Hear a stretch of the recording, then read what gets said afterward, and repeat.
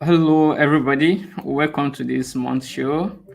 From a long break, we've been here for, I think we skipped last 2 months.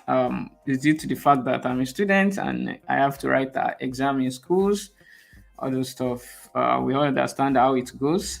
That's why I've not been able to meet up the last 2 months. But today we have Fred joining us to talk about GitOps, everything about GitOps and how you can use Keep First. What's Keep First all about? Those are the things you are going to be hearing today. As a developer, as a DevOps engineer, or even if you're an SRO engineer, wherever you call yourself, definitely this show is part of what you need to be. And if you're joining us live, you can tell us where you're joining us from. And if you'll be watching this later, you can actually as well comment as you join us anytime. So with that, I'll be bringing on Fred to the show. Fred, you're welcome. Good evening. Hello. Good evening or afternoon or morning, depending when you're coming from. Thanks for having me on the show, Rashid. Really happy to be here.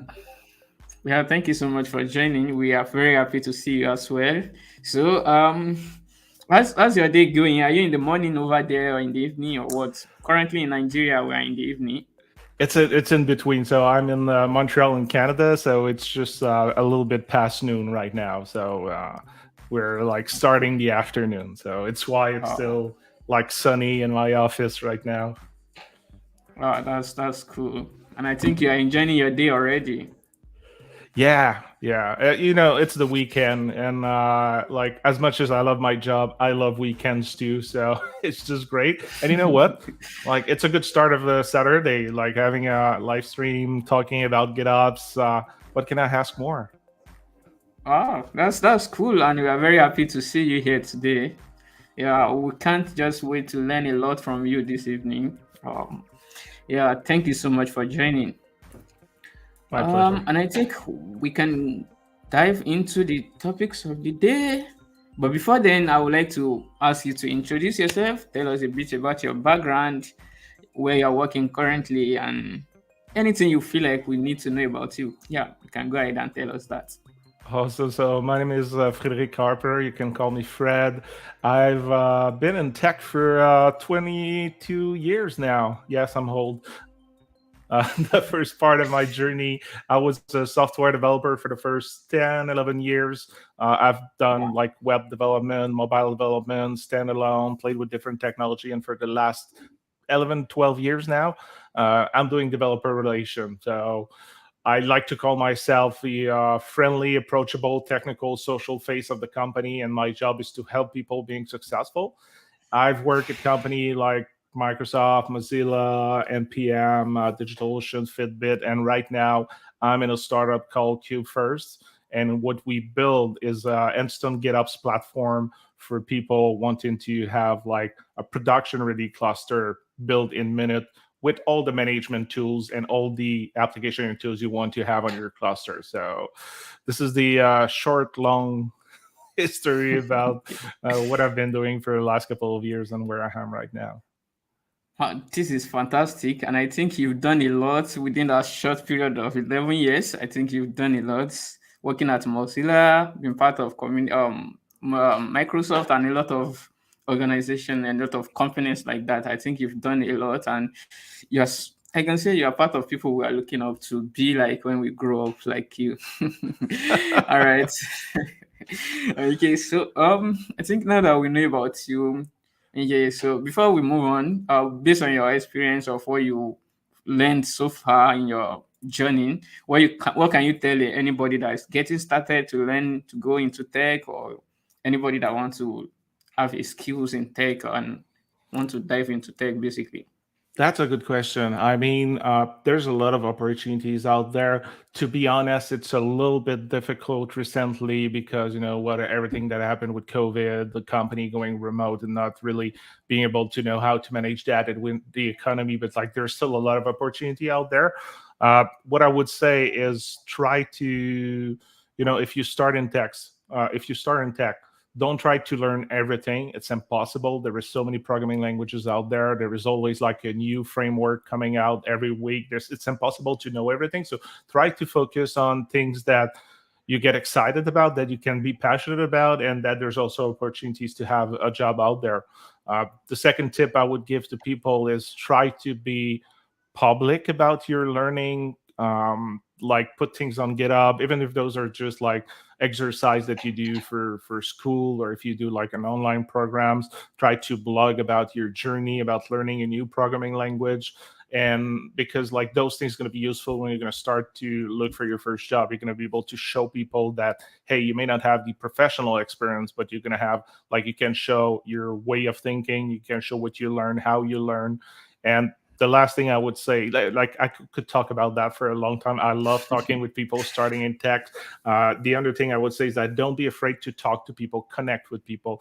Go ping people like me who've been in tech for 5, 10, 20 years and ask them like, hey, would you like to have like a coffee chat with me, or like just talk for 15, 20 minutes, trying to get some tips, connect with people. Because as much as like a pretty nice resume is going to help you land a job, it's often about contact, about who who know you. So just trying to connect with people, get advice and tips from other people. Like most people will say yes, because I would assume, maybe I'm seeing just a positive side of things, but I would assume that most people just want to help other people. So worst case, they're going to say no. Best case scenario, they're going to be like, hey, yeah, I have 15 minutes tomorrow. Happy to chat with you and share my experience. Yeah, that's very true. It's one of the way that we are trying to help those people that are trying to get in tech. That's why we are hosting this podcast. So I think everybody around the world are very open to help people to get into tech. And if you get to tech, the skills you need to maintain the tech. So those are the reason why you see a lot of people hosting podcasts, hosting live stream, and organizing event as a whole, and having community, growing community. And yeah, thanks so much for sharing that with us. I think that's a lot condensed in like a 1 minute, like Yeah. an elevator pitch on how to get started in tech from Fred. That's nice. Okay, so let's move on Yeah, to the and today's business. Okay. Yeah, go ahead. no, I was just going to say, like, speaking about like asking people for tips and everything. If you go on my Twitter, it's at fharper. I think the pin tweet is about free coffee chat that I'm offering. So you can schedule like a 30 minutes chat with me. You can talk about everything and anything. I don't have the only truth. You take what makes sense. If I give you advice, you leave what you think is not good. And we're just like meeting new people, connecting with new people. So it's something that I do. So just wanted to put it out there. If you're starting in tech, or even if you're not starting in tech, like you just want to know one more person in the tech community, or you want to change job and you want advice, you want to start in developer relation or start in cloud native Kubernetes, or you just want to talk about cats, I'm good for that. So Yeah, thank you so much for sharing those with us. I think anybody that is interested in that, they can check out that handle that you tagged as on your name on Twitter, and they will be able to get that. And I think I should be able to share it in the description of this video. When you come back to watch it, you should be able to find this Twitter handles there as well. Okay, thank you so much. Because of our time, because we have a lot to discuss today, I think we can go straight to the yeah, business of let's today, do and that. that is GitOps. Think I don't have the stats or the data directly, but I can guess 90 to 95% of company out there using Git to control or to manage everything they are developing. So for that, in one way or the other, they are involved in GitOps, and they need to manage how they communicate and how everything works together. So I think Fred will be doing a very good justice to that by telling us what is GitOps and what problem does GitOps comes to solve. Yeah, go ahead. Yeah, so when you think about GitOps, you can think of it as a branch of DevOps. It's a declarative approach that complement DevOps. So basically, when you think about GitOps, or when you think about DevOps and GitOps, the big difference is that when you think about GitOps, Git really become the source of truth for mostly everything, or actually everything on your cluster. So if you do more like traditional DevOps, you will probably, as you said, use Git or maybe GitHub, GitLab, like any Git services out there to have your applications code or your services code or your microservices code. Like your code's going to be on Git. But if you use traditional cloud, you're probably going to put stuff like on your cloud provider. You're going to deploy maybe with your CI/CD pipeline on your cloud provider, and the infrastructure may have been created manually or ClickOps, like with your mouse, or even script up. But in Git, you will mostly have your application. When we think about GitOps, we put everything in the GitOps repository. So you're going to put your infrastructure. So you're going to use infrastructure as code. So some people do this without doing GitOps, like they still use IIC infrastructure as code, but you're going to put like every other configuration you have within your Git repository. So it becomes the source of truth. And there's a lot of like benefits about that. But like that's the main way to go. And the other difference is that your CD pipeline, so your deployment pipeline, instead of like pushing things to your cloud, I mean, like, hey, you're releasing a new version, your CD will like push things to your cloud. It will pull the information from your Git repository. So you're going to have an agent that's going to be installed in your node in Kubernetes, and it's going to check the Git repository once in a while, and when they're going to find some new information about the application that should be updated, deleted, added, the CD pipeline will check that information and update the cluster based on the Git repository. So Git is really becoming your source of truth, meaning that like if you go on the server, if you connect to your Kubernetes cluster and you change something, the CD pipeline, if it's not in your Git repository will overwrite that change on your server. Yeah, that's a perfect, a perfect definition or a summary we can like to say. I think if you say GitHub is like having been using Git or taking Git as the only source of truth for your product or for whatever thing you are developing, is what is called GitOps. We come from the idea of ClickOps, where you have to you need to use your mouse all the way to click to set up server to do this and all of that. But then when you are now using Git to control all these actions, is basically what we refer to as GitOps. And I think that's very key to take away from this explanation of GitOps, making Git the source of truth for your product. So it will be the one managing your product from development to the production or making it available to the customer. Everything within the help of Git or Git version control, anyone you want to put it. I think it's cool like that. And if anybody have question or clarification on that, you can put it in the chat. We'll take it as we progress. Yeah. What I would like to ask again, so that we make a bit of clarification or a more clarification of what GitHub is that GitOps has been there, and we know that we want to make Git the source of truth for our product or for whatever things we are building. So, can you, as a person that is working with startup or that you've working with a lot of people before, why do you think GitOps is gaining popularity in the DevOps world currently? It's there's a couple of things. Like first, it's some new concepts, but at the same time, it's using mostly the tools that you already know. Like if you put your code on Git, you already know how to use Git. If you've done a little bit of infrastructure as code, you already know how to do that, let's say with Terraform. So you already, like, it's already using some of the tools that you know. But as I said, there is the benefit of having everything on Git is that it becomes your source of truth. And to do that, it means that that's going to be able to have file versioning, meaning also history for everything you do. So instead of like, if you want to change the size of your cluster on your infrastructure, instead of like going on the AWS console and go click and change the infrastructure of your cluster, you're going to do this in your Git repository. You're going to change, as an example, your Terraform file to update the size of the cluster.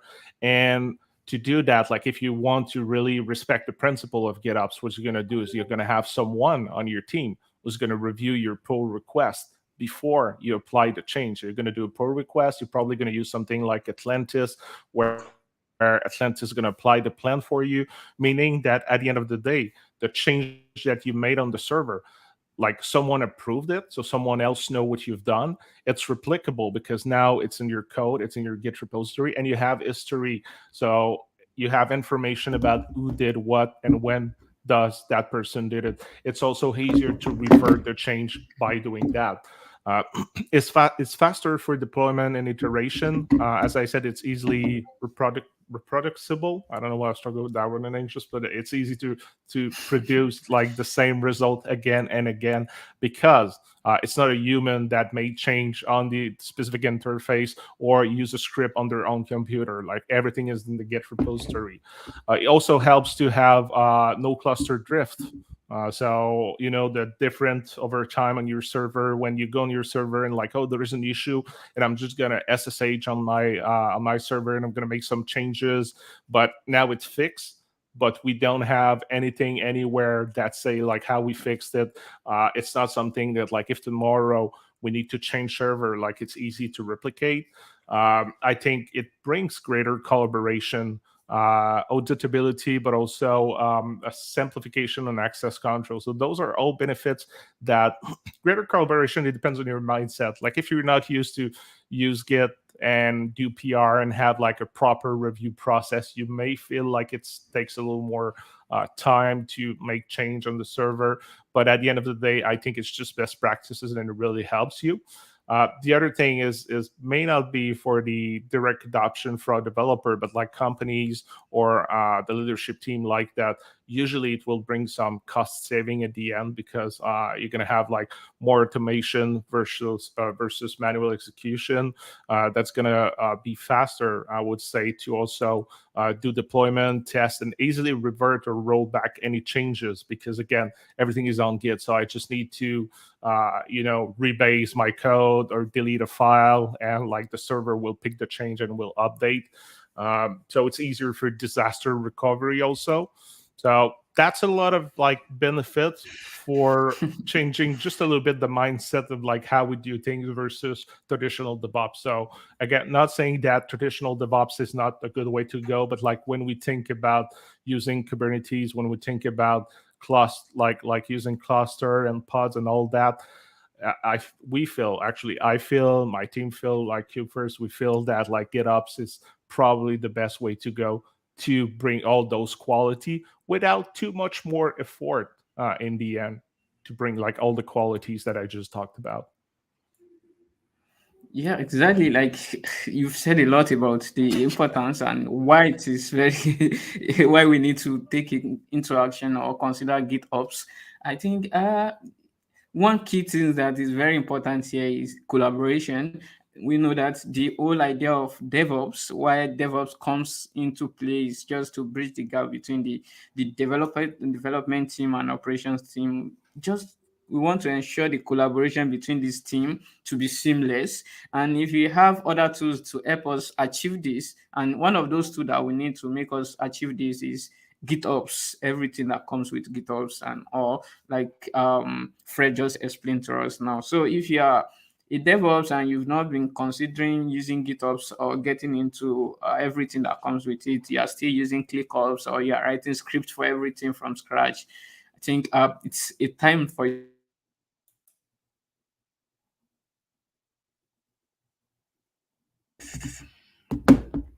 We lost you for a My second. network. I think I lose my network for a second. And you're I think back. we're live. That's the beauty. That's the beauty of doing live and the Yeah, internet connection. exactly. That's what I struggled with and made us to started late. And again, it's dimming, shaking now. Can No you hear me worries. clearly? It's better Yes, now. yes, yes. That's perfect. Yeah. No stress. No stress All at all. right. Yes. Okay, so we're talking about GitOps for a while now. I think it is the best time for us to talk about Kubefirst and what Kubefirst is doing, and how Kubefirst is a GitOps tool that you can advise folks to check out for their Kubernetes or wherever thing they want to deploy. So tell us about Kubefirst and how we can leverage on using it. Yeah, so Kubefirst, we are open source tool. It's free. It's available out there. You go on kubefirst.io or you go on GitHub, github.com/Kubefirst, which is the name of the organization, /Kubefirst, which is the name of the project. And what we do is when we think about Kubernetes, creating a cluster is easy. It's easier than before. You go on Civo Cloud, you go on AWS. AWS may be a little more complicated. There's more moving pieces, but let's say if you go on a cloud like Civo and you just go on a Kubernetes, you go under dashboard, you go under Kubernetes menu, and you say create cluster. You choose 3 or 4 option maximum, like number of nodes, the size of your cluster, and all those things, and you name it, and you're good to go. You have a Kubernetes cluster. So bravo, that was the easiest part.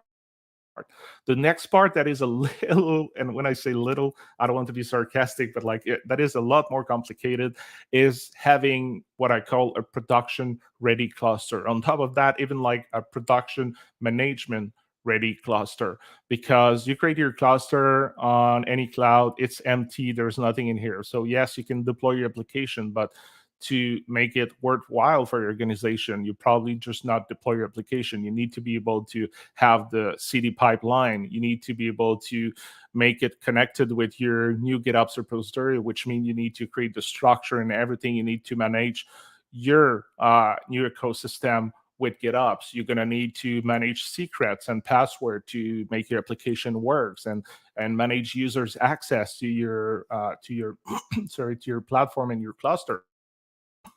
So all those things, even if you have experience and it took you and you did that at previous company, like even if you did that at previous company, it takes you weeks maybe to put all those things in place. And if you have no experience with that, it can take you months.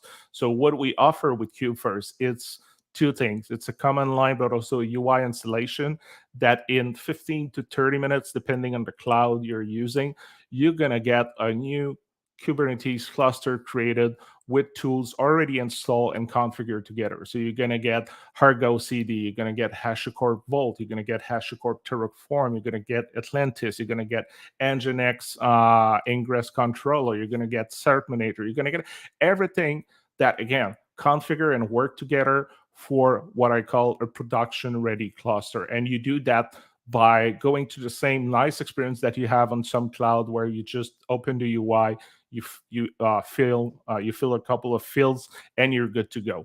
And right now, we support AWS, we support Civo. We also have a local experience using Key3D. So if you want to try the platform without paying for any cloud out there and just see like how it's working, you can do it locally on your computer. But in beta, we also support DigitalOcean, we support Google Cloud, and we support Vultr. And with that, at the end, you end up with a GitOps repository that is yours, actually. So we configure it, we put the infrastructure as code, we put all the application that we think you need to be successful out there. Still, it's an opinionated platform, but we try to keep it to a minimum, like everything you need to get started. And after that, it's your cluster, it's your GitOps repo, and you do what you have to do. Lastly, when it comes to the Git provider, we support GitHub and GitLab, both SaaS offerings. So that's kind of like a all-in-one platform where, again, in like 15 to 30 minutes, you get a cluster, production-ready cluster, actually a management production-ready cluster since the version 2.3. That could take you weeks if you have experience, and maybe months if you don't, in like 30 minutes. So that's a long story about like what we do at Kubefirst. Oh, you're on mute. You're on mute. We can hear you. You're muted. Well, yeah, sorry about that. So I was saying, Vam, to rate your summary, how you summarize things and how you explain things. If I'm to rate you over 10, I will give you a 10 over 10, because the way you are bring. Wow. So That's awesome. Thanks. You did a good job by explaining it. And I think even if you're not a technical person, listening to how Fred explained it to you, if you have a project that you are thinking about, if you're like, oh, we are using Kubernetes and I need to think around how to use all those tools that you mentioned, Argo Seed and others, I think you can get an insight of how you can check out Keepforce and how Keepforce can help you out on that. Yeah, thank you so much for That's a explaining good that to us. that's a So good use case scenario, because we have people that like want to learn about, like, we have people that know Kubernetes but are just tired to trying to replicate that environment all the time, so they're just excited to use Kubefirst, and it does like the job like super quickly, so they can concentrate on what they do best, which is building application. But we got people that just want to know a little more about cloud native, that want to learn about Kubernetes, and it's complicated. There's a lot of moving pieces. So we have people, as you said, like, even if you're not technical, or you're technical, meaning like you're a developer, but like you don't know the Kubernetes well, like using a platform like Kubefirst gave you the opportunity to create that platform, to try to learn the different component. But because it's so fast to create, it's as fast to destroy. So you try it, you make mistakes, you screw something up, destroy the cluster. 30 minutes after you created, 15 to 30 minutes after you create a new one, and you're good to go. yeah, exactly. I could remember when I was trying to come up with the Windows installation, I just run the command and everything just pop up after installing my WSL. Although I've not been able to complete that to make a PR for that on the on the GitHub repository. But then I think it's very fast and you can try to see what you are doing in a dashboard, and at the end of the day you can know, oh, I need to destroy this, I need to make this alive. I think we'll get to the demo side where everybody will see how all this thing being done. Fred will show us in a bit. But Yeah. before we get to that, let's say the Hey, question, Greg. let me say second to the last question. Now, the question I would like to ask you at this point is that, okay, I've been able to use Keepforce to bootstrap my clusters and everything is running. And I think I have that running already. Like Greg is trying to explain here that it's a very wonderful tool to use K3D for if you want to work locally, you want to see how things work out for you. So let's say I've done that and I have everything working, and we use it to create a pipeline to production. Is there any availability for me to monitor and scales up and down, or anyhow I want to scale? I'm asking question around scaling and monitoring of our system. So is there any provision for that from Keepforst? And you can try to explain from the concept of GitOps as a whole, basically. Yeah, so out of the like, actually, when we install Argo CD, you can see what's happening on your cluster with Argo CD. So you have like a pretty good picture, like what has been deployed, what is LT, what is sync, what is out of sync. But like, if you mean more traditional observability around your cluster, we don't install anything out of the box. So what you need to understand about Kubefirst is that we're going to install a couple of applications that helps you to manage and have your cluster production ready. But like, we could install a lot more application that would be useful, but at the end of the day, it's really a matter of choice. Like, some people will need observability, will want observability. Some people won't see, for different reasons, won't see the benefit out of it. So what we've done is that we install the minimum to have your cluster production ready, and after that we have what we call we have what we call the GitOps catalog. So it's one-click installation where you have a tool like Datadog is available in the GitOps catalog. So if you want observability, once you create your cluster, you go in the GitOps catalog, you click install on Datadog. And now bear with me, because I just said like GitOps is not ClickOps. So it's a ClickOps to GitOps kind of platform. So I really love that, because we make it easy for you to install Datadog, and Datadog is one of the applications in the GitOps catalog. So click install, and what's going to happen behind the hood, and I can demo it later if we want to, but what's going to happen behind the hood is once you click install Datadog, it's doing the job for you of putting the proper YAML file in your GitOps repo. So we're not like traditionally installing Datadog. What we do is that we put the YAML file in your GitOps repo. So when Argo CD is gonna check, hey, what's happening in a GitOps repo? Usually it's an interval of like 3 minutes.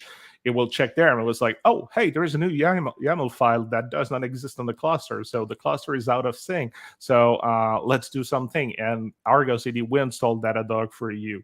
So long story to say, if like we don't have observability out of the platform, but it's easy for you to do this with a GitOps platform.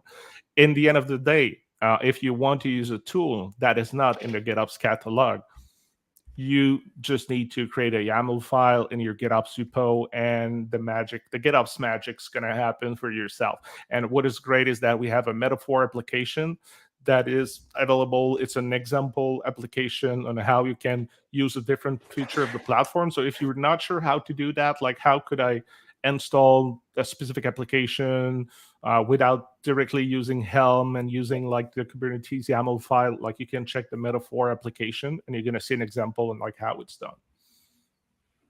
Yeah, that's a lot. Like a lot has been explained there. Like, okay, so if you want to, there's a lot of ways for you to integrate other observability tools, although if they are not currently present or provided for you by bootstrapping your project for using Kubefirst. But then there's an avenue or a way you can use to integrate them in. Yeah, that's a brief, and I think it makes sense. Actually, it makes a lot of sense. So that will take us to another discussion, and the discussion around how can developers and DevOps teams start with GitOps, especially when they are transitioning How from can the traditional role? Yeah, I mean, what the question is basically, developers and DevOps team, or we can call them DevOps, anything we want to call them. So how can they transition to moving away totally from ClickOps? Though they cannot do that because, as you are explaining, Kubefirst, you said it's a bit of ClickOps and a bit of GitOps. Okay, so how can we we know the importance and why we should consider using it? So how can they make the transition? What should be their first step, and what should they consider from the first step to the next step, and all of that? Do you have anything to say on that? I would say go step by step. Maybe analyze and think a little bit about how we do DevOps right now. Like if you do like more traditional DevOps without infrastructure as code, or like all the other benefits or other tools or practices that we had to DevOps along the year. So start by like maybe without even moving to GitOps first, start to introduce infrastructure as code. Like, so start to manage your infrastructure with IAC first, and depending on how you use Git, start to implement best practices when it comes to Git, having a proper review process for PR. And after that, I would say once, and that is my personal opinion, so that's me speaking, maybe my teammate would have other things to say, but yeah, once you have like a good Git practice, once you start to do infrastructure as code, try to start to play a little bit with Kubernetes just to understand, because that's a total different paradigm than traditional cloud. So you can do that by using Kubefirst. And you use Kubefirst and you start to play with it. And what is great is because it's open source, it's free right now, and you can even try it on your own computer. And as I said, you can create and destroy easily. Like that's going to give you an opportunity to learn a little more about the platform. And I would say once you learn a little more about Kubernetes and you have those best practices in place, that's going to be a lot easier for you to move to GitOps. So go step by step.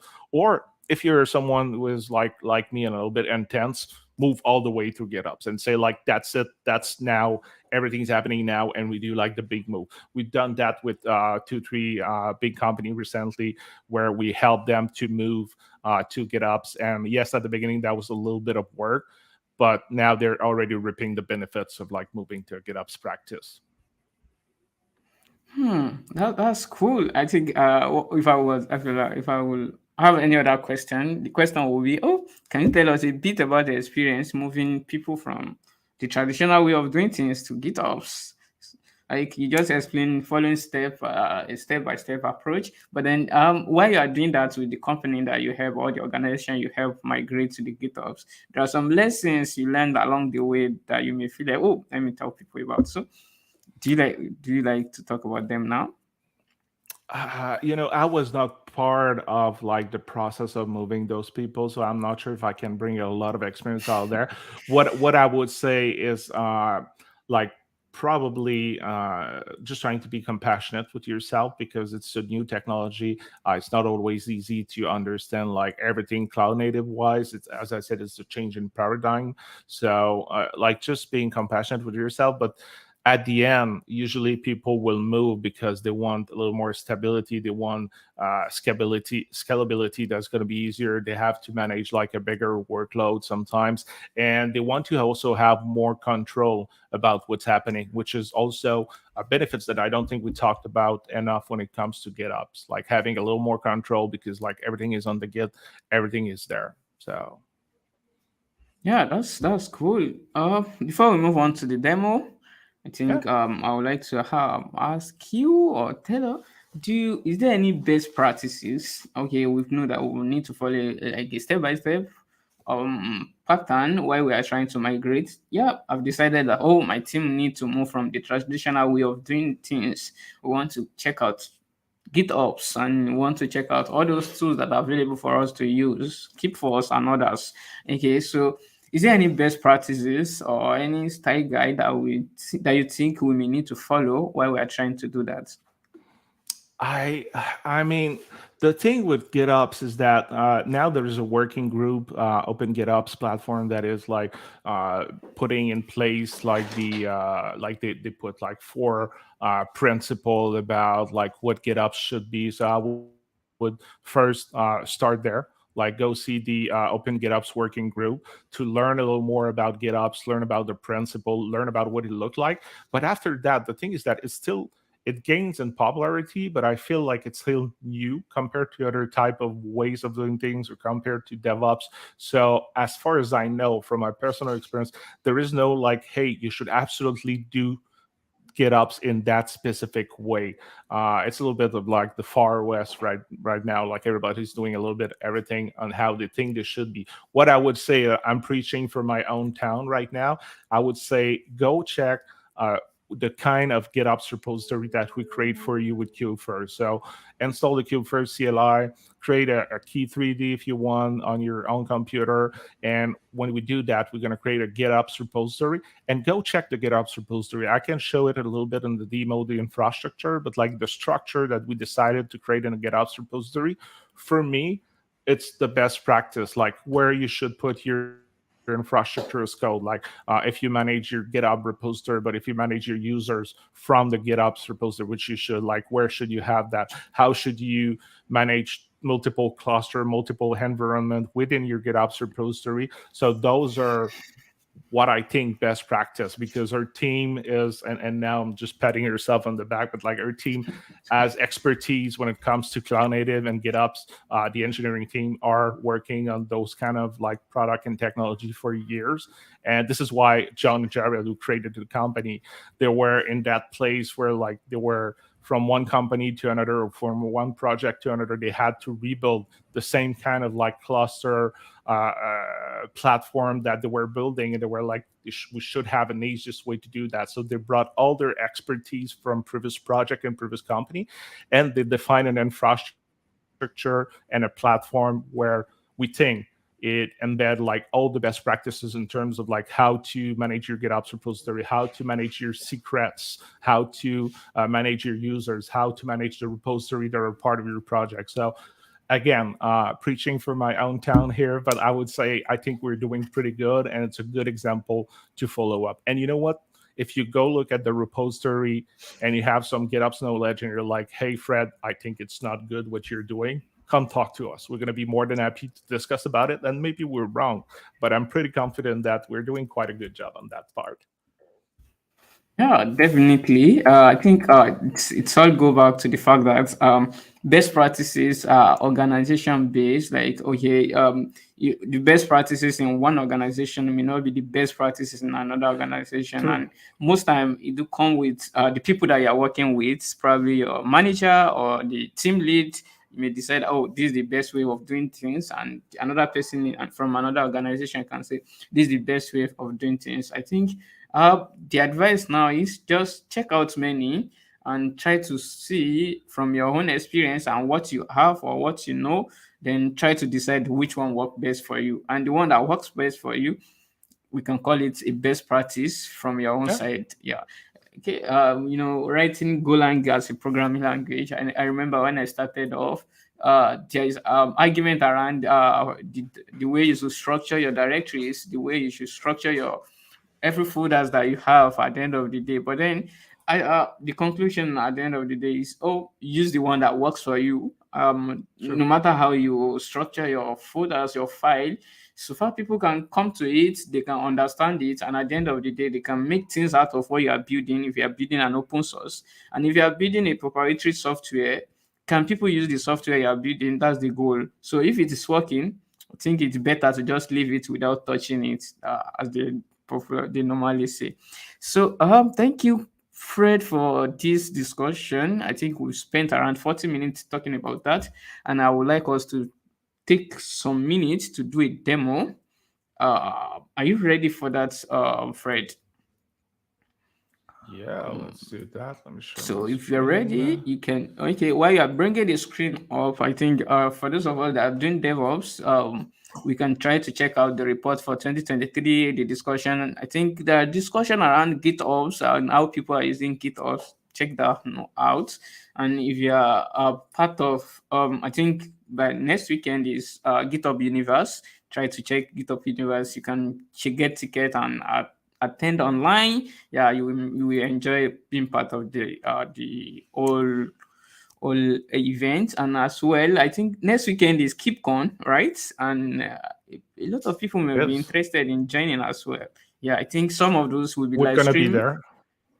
Oh, you are at Sorry, the Keep First I booth. cut you. Yeah, we're gonna be So no there. problem. So come say hi. I'm gonna be there with John, one of the co-founder. We're gonna be there to like show you a little more about Kubefirst, but also if you have any questions about cloud native, Kubernetes, Arco CD, Vault, Terraform, Atlantis, the technology we use, or even other technology, we may be able to help you. We're friendly people. We're gonna have nice swag too, great T-shirts to give to people that come talk to us, and we even have like a small contest about a game that I hope I'm gonna be able to show in that demo right now. So, All right. Thank you so much for that. Yeah, and I think I can add your screen up here. Yeah, I think your screen is up. Let me see if I can make it more bigger so that we have the. okay, Yeah, I think that's up, but I think it's a bit tiny. If you can make it a bit tiny. big, yeah, that would be cool. Is it Yeah, good it's enough? coming up. Awesome, Yeah, yeah, we can see that now. Let awesome. me see if it So, can comes. Mm. is it good now? Yeah, it's cool. That's cool. Wonderful, wonderful. So now I'm on my terminal. What I'm going to do, I'm going to call the Kubefirst, and I'm going to do Kubefirst launch up. What's going to happen in that case is going to ask me, okay, I need MongoDB to manage the launch hub. So things going to happen. It's going to download the tools that needs to be successful. And what I'm create when I do Kubefirst launch up, I create console. Actually, I bring the console application through my computer, which gonna give me a great UI to be able to create my own cluster. So I still wanted to show you like what's the process of creating a cluster. Obviously, we won't wait for the full cluster to be created because it takes time. But I want to show you the UI because this is something we invested a lot of time recently to make the UI even better and also give another experience to the user to create cluster easily. Again, using a beautiful and what we call like a sexy UI. So right now a cluster is being created on Docker. So you need to have Docker installed on your computer. But while it's creating, let me show you already created cluster. So I have that cluster that I created on Cibo. Once I go through the console UI installation, maybe it's not big enough. When I go to the UI creation, actually when I go to the UI and I create my cluster, I'm going to end up at the end of, depending on the cloud you choose, like 15 to 30 minutes, I'm going to end up with that beautiful console application that is where you manage everything. So you're going to arrive. Oh, let me remove that. Here, let's turn that off. So I'm going to end up here and we're going to see like all the provision service. So we create a GitOps repo for you. We create the metaphor repo for you, which is the example application that I told you before. As I said, we install Vault, Argo CD, we install Argo Workflow, Atlantis, and a lot more. So what's happened right now is that if I go back to my terminal, it was successful. It created my cluster. And now I end up to a similar UI where I can choose. I'm going to say, okay, I need to install on GitHub, and I want to choose GitHub, and I want to choose my cloud provider. I'm going to select Civo. I'm going to do next. Here, I'm going to enter my GitHub personal token. I can choose my organization and user-friendly installation. And here, I'm going to put my Civo API key, which would tell you how to obtain. I go on the next screen. I'm going to add my information here. So this is my, actually I made a typo, my email. I choose the cloud region. I'm going to do this in New York because it's closest to me. I'm going to say a small instance. One node. I have the choice of the DNS provider. So you can use the cloud provider. In my case, since I use Civo, I have Civo, but I can also use Cloudflare, which is a feature we had not too long ago. I can choose a specific domain that I want to use to create my new cluster. So I can select Kubefirst here, and I can give my name to the cluster. I'm going to click create. I'm not going to do it right now because anyway, it's going to take 15 to 30 minutes, 15 to 20 minutes to create a cluster, and I already have one. But if I click, if I click create here, you're going to see the provisions going to start, and you're going to go through all the steps of like what it needs to create that new cluster. So I'm going to leave that be, and we're going to move to my other Kubefirst console that I started to show you before, which is my cluster that was already created with all the tools. So I was talking about the GitOps repo, recreate for you a GitOps repository with the tools you need here. So let me close that one though. With the tools we need here. And as I told you, we have the Terraform folder here where in the Civo, I'm going to have the Terraform to create my infrastructure. So using infrastructure code, but I can do this also to manage my repositories. So some repositories that I manage are also managed by Terraform. And same thing for the user. So this is a structure that we decided to do. We have like two groups of user with different access. We have admins and developers, and I have developers here with Terraform files. If I go back to the source of my GitOps repo, I have also the registry, where it's going to be really interesting because I have specific environments. I'm going to tell you just a little more about that after, and different cluster. So let me stop with the GitOps repo. Let me go back here. If I go to cluster management, this is where the magic happens. So this is what you have when you create a new cluster on a public cloud with Kubefirst. You end up with a management cluster that I call Kubefirst Fred. It's a physical cluster, but we also create for you 3 virtual clusters. So virtual cluster is kind of new for most people. It's a technology by Luft SH, and it's basically, it gives you the same experience as a physical cluster, but within physical cluster. So it's perfect for development cluster that you want to give for a developer if they want to test stuff. It takes less resources than building a new physical cluster. So we create those clusters for you. But if you're like, hey, you know, Fred, I need more cluster, I can come here. And just before I do that, let me go back here. I have development, Kubefirst Thread, production, and staging. So those are the cluster that I have right now.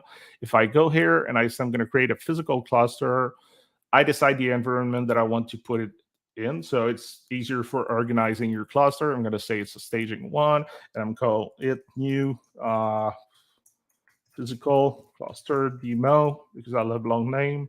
And I'm going to choose New York, and I'm going to select the instance. So here, with 2.3, we're limited in terms of like the number, like the type of instance we are giving you access to, but we're going to change that with the patch release really, really soon.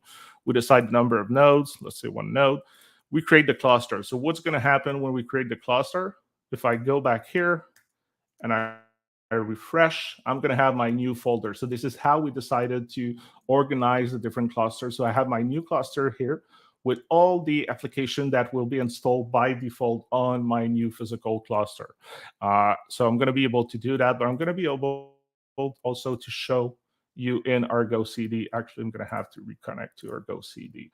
So we use Vault for user management, secret management, and also for SSO tools. So as you've seen, I wanted to go on Argo CD. I was not able to access. So once we create your cluster, we create a default username called KBot. We won't have time to show the experience, but we give you also the password. You sign in, And now, I'm back on Argo CD, and I'm seeing my cluster that is being provisioned as we speak. So once that's done, you see my cluster is already there, but it's in provision states. One of the things I want to show you is how it could be easy to add new applications. So I can do that in 2 ways. So I can, in the GitOps catalog, a little bit what I was talking about, have Datadog here, and I can say, okay, I will install one that doesn't ask me any input or API key. I'm going to say I'm going to install Kubernetes. But before that, because I want you to trust me and see that like there's no magic behind that, it's not pre-existing. I'm going to go back to my cluster. I'm going to go to Kubefirst thread, and this is my management cluster. So right now, the GitOps catalog is only available for management cluster, but we're going to change that in future patch release. But as you can see here, there is no Kubernetes YAML. So it is a little bit of what I was telling you, Rashid, before, is with the GitOps catalog. If I click install on Kubernetes, it's going to say, please wait a moment here, because the installation process is in progress. But if I refresh here, I should see a new file, a new YAML file, Kubernetes. So what happened is when I click install, it did not really install the application. It put the YAML file into my cluster directory within my GitOps repository. And now Argo CD, if I go back here and I search for my registry here, I should see Kubernetes already starting to be installed. So Argo CD, check the GitOps repo and say like, hey, I'm out of sync. There is something new. There is a new commit, because that file did not arrive by magic. If I go here and I check the commit, you're going to see that like the platform installed the file for me, did a commit. Argo CD found that, sync, and install Kubernetes. But as we were talking before, if there's an application I want to install that is not in the GitOps catalog, first, the GitOps catalog is open source. So if you go on Kubefirst -GitOps /GitOps -catalog, you can add your own application to the GitOps catalog. But what you can do, if you don't want to do that because that's your private application with your code source and like it's your business, you may not want to put it in the GitOps catalog. What you can do is you go here again in the registry, in the cluster. I'm going to go in my cluster here. I'm going to create a new YAML file. I'm going to call it flappykarray.yaml. And I'm going to cheat a little bit here. I'm going to use an automation. So this is basically a Kubernetes YAML file with flappykarray here. And I'm having an ingress controller here defining that like, hey, I want that new application installed. So what's going to happen here is that it's going to fetch, it's going to do a Helm install. Argo is going to do a Helm install using that image repository here. Maybe it's not big enough. And I'm saying like, hey, ingress needs to manage the application, and I need to be able to access it to that URL. So I'm going to commit that, and I'm going to say add new Flappy app, and I'm going to commit directly to the repo, which you should not do. Usually you should probably create a PR, having someone that review that, and after that merge. But for the sake of the demo, I'm going to create Flappy here. And if I go back here and I sync, I'm going to manually sync for the sake of the demo. Argo CD is going to check on the GitOps repo. I'm going to find that like, hey, there is a new file called flappykarray. And as you see, the same thing that happened with a GitOps catalog, my flappykarray was there. If I go see the deployment process, I'm going to see that like in a couple of seconds, I'm going to have flappykarray installed. And once I'm going to be able to go to flappykarray free GitOps magic, which is which is the application, the URL that I put in my YAML file. So it should take a second or two to install, and I think it's already done. And if the DNS God is with me, there we go. Yeah. So I have that application Malon.js here, and I can use the that really complicated and hard. What is the name of the original? I think it was Flappy Bird. You see, I'm not good at it, but I was able to fastly deploy a new application using my GitOps repo. And the benefit is that if I go here and I say like, hey, you know what? I delete that. and I go here and I delete the application, I do that live, you're going to see like, oh my God, my application has been deleted. But in seconds, because it's still in my GitOps repo, Argo CD would say like, hey, there is like a difference between the server and my GitOps repository. Let's sync that. Like there is something wrong. So yeah. So I can demo a lot more things, but I think we were a little bit limited on time in terms of demo. Exactly. So that was what I wanted to show you. So platform, easy to create, easy to destroy. You have your own GitOps repo with an infrastructure that we think is best practices when we're talking a little bit before, like how to manage your different cluster, how to also manage your application, how to manage your users. I could demo you Vault, I could demo you how to manage the secrets, but that's the environment that I like. The new cluster that we created is now available now on Civo. So I have my new cluster that I was able to manage with my application. And you know what? Last thing, and after that, I stopped talking. I didn't show you the most amazing view we have that I really love is the graph view. Isn't that beautiful? Now you can have like a beautiful visual view of your cluster with my 3 virtual cluster that were created by default that I can delete if I don't want to, and my new physical cluster that I just created. It's available there. So with my service, and I did not even touch base about the environment, but there's a lot of features out of the box. And this is the part where you need to believe me, because I didn't want to take the time to create the cluster from A to Z, but the process that I started right at the beginning with the UI, after 15 to 30 minutes, you will end up with that cluster management environment with all the tools installed for you. Yeah, I think this is a lot already. Taking it from the beginning to the part, I think you've done a lot of work, and yeah, but I will say if you are the type that like clicking with keyboard with your mouse, yeah, you can see how fast you can quickly bootstrap things and get your application deployed very easily.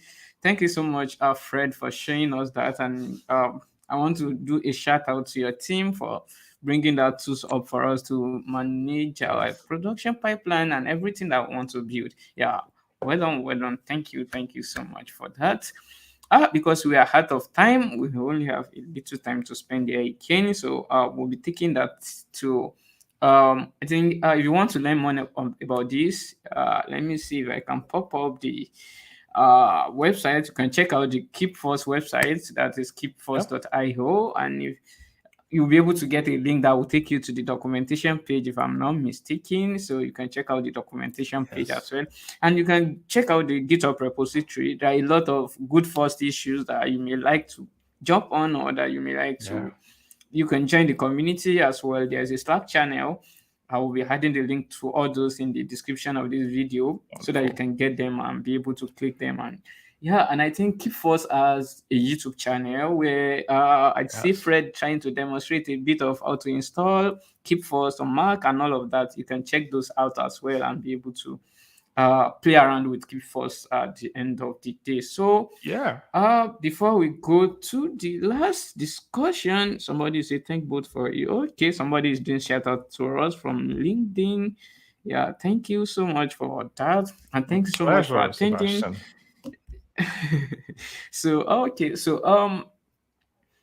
Lastly, I do ask everybody that come on show, and I would like to ask you as well. You've been here, you've talked to us, and at the end of the day, you feel like I want to keep something with all of you guys. I want you guys to take this as a take home, or as my final thoughts. As I usually ask them, I will say, what's your final thought for us?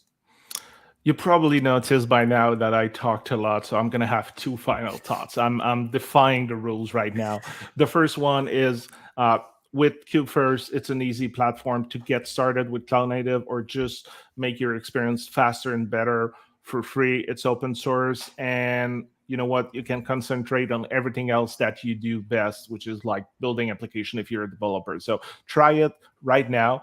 The second thing I would say is if you have any question, any concern, any insult about the platform, like something's going well, you want to share with us, something's going badly, you want to tell us, you go on the docs, you think something is missing. We are really open people. We like feedback, like constructive feedback, obviously positive feedback. Who doesn't like that? We like constructive feedback because that's the only way to improve yourself. So let us know on Twitter, LinkedIn, or as Rashid was saying, the Slack community is probably the best place. It's the link is on the website. It's going to be, as you said, in the description of the video after. So Slack community is the best place for us to help you. And help you even if you don't use Kubefirst. Like if you're in cloud native space and use another technology that we have the expertise, we'd be more than happy to help you. We're there to share our knowledge and expertise with people. So come talk to us, tell us the truth, try the platform, like it, doesn't like it, let us know. We want to know because again, that's the only way we can improve ourselves.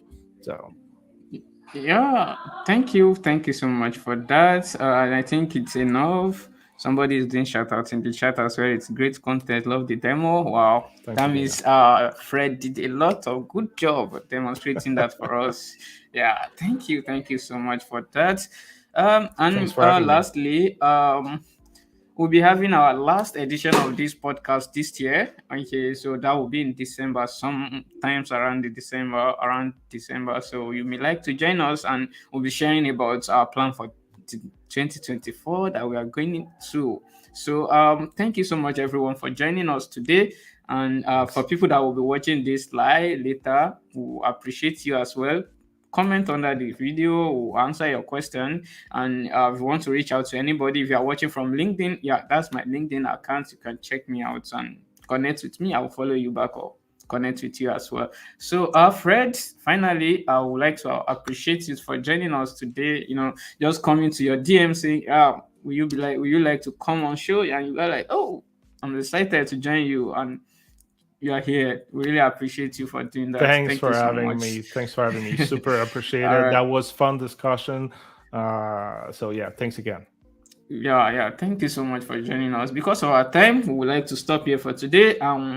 We'll be having our open source Wednesday a couple of weeks to come before having the podcast for the DevOps next month. So I will share it on the social media. Follow me on LinkedIn or Twitter. You'll be able to get it across those places.